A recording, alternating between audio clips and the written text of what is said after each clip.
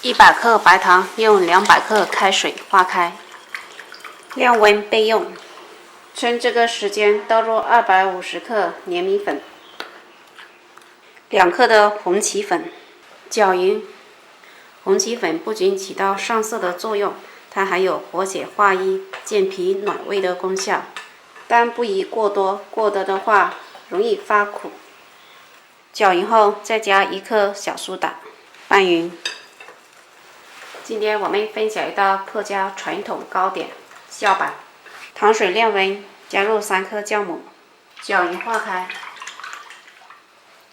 将糖水分多次加入大碗中。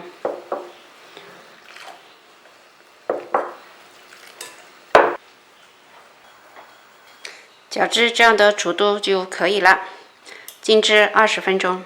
下面准备一些小杯子或者是小碗，将调好的米浆倒进来，让8、9分满就可以了。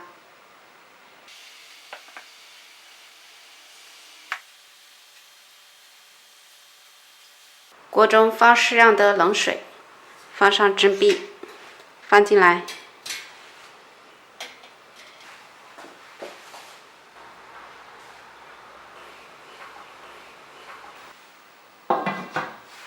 中小火蒸20分钟，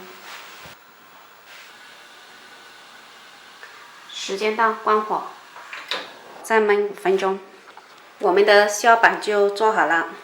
刚蒸出来的孝板呢，绵软弹牙，充满着米香味跟红起的芳香味，颜色非常喜庆漂亮，趁热吃真的非常的好吃。喜欢的朋友可以在家试一下。